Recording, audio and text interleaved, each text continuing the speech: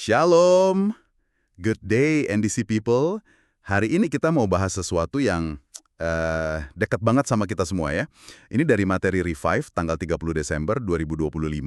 Judulnya All I Want for Christmas is Peace.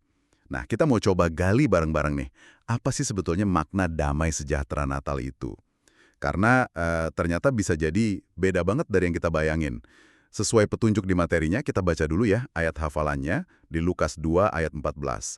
Kemuliaan bagi Allah di tempat yang maha tinggi dan damai sejahtera di bumi di antara manusia yang berkenan kepadanya. Oke, kita langsung masuk aja ya. Kalau kita dengar kata damai Natal, apa sih yang biasanya langsung muncul di kepala?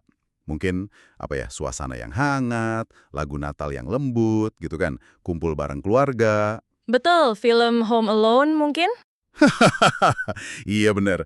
Tapi materi ini justru langsung bilang kalau Natal pertama itu sama sekali nggak kayak gitu, jauh dari damai, malah sebaliknya, penuh kekacauan. Tepat sekali. Nah ini poin yang krusial banget. Materi ini kan merujuk ke Lukas pasal 2. Kalau kita benar-benar coba bayangin situasinya, itu jauh dari kata tenang. Gimana tuh konteksnya? Jadi, Bethlehem itu lagi penuh sesak. Bukan cuma penuh, tapi kacau balau.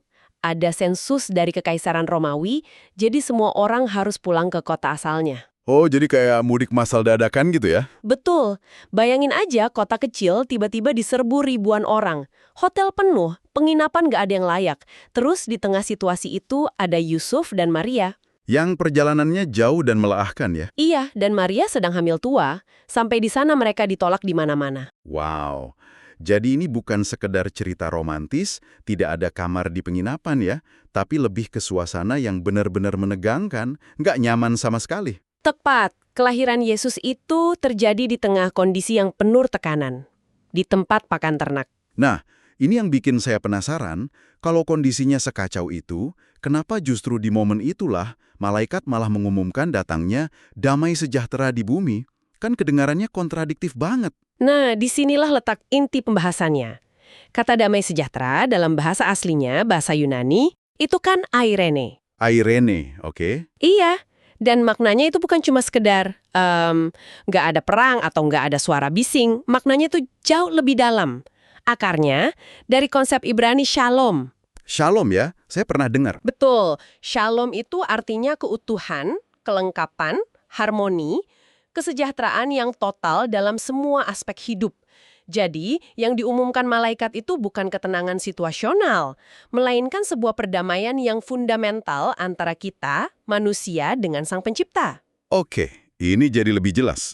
Berarti damai yang dimaksud itu bukan berarti masalah di sekitar kita tiba-tiba hilang. Bukan. Bukan.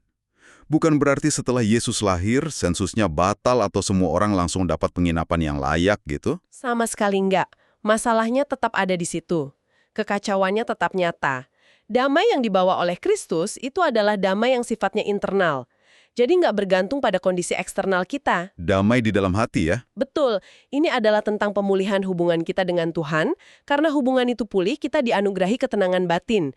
Ketenangan yang, seperti kata Alkitab, melampaui segala akal. Melampaui segala akal. Ya, artinya secara logika mungkin kita seharusnya panik, kita harusnya marah. Tapi ada kekuatan lain yang menjaga hati kita tetap tenang. Wah, ini menjawab banyak sekali pertanyaan ya. Soalnya kan gampang banget kita ngomongin damai, tapi praktiknya gimana pas lagi hadapi konflik keluarga pas Natal? Atau stres karena kerjaan numpuk di akhir tahun? Berarti damai itu bukan sugesti ya? Tapi sebuah realitas batin yang bisa kita pegang, nggak peduli apapun yang terjadi di luar. Tepat sekali, sumber ini merumuskannya dengan sangat baik di bagian hikmat hari ininya. Dikatakan, kedamaian lebih dari sekedar ketenangan suasana dan kondisi, tetapi ketenangan hati karena Kristus hidup di dalam hati kita. Kristus hidup di dalam hati kita. Iya, jadi aplikasinya jadi sangat praktis. Kita diajak untuk menyadari anugerah ini dulu, lalu mengucap syukur untuk itu, dan kemudian secara aktif membagikannya, mengimpartasikannya. Gimana cara membagikannya ya? Bukan dengan memaksa situasi jadi tenang, tapi dengan kita menjadi pribadi yang membawa ketenangan itu di tengah badai. Oke. Jadi sebagai penutup mungkin ya, untuk Anda semua renungkan di rumah, pertanyaannya mungkin bukan bagaimana saya bisa membuat Natal saya sempurna dan damai? Tapi mungkin lebih ke bagaimana saya bisa menemukan dan memancarkan damai Kristus justru di tengah ketidaksempurnaan yang ada.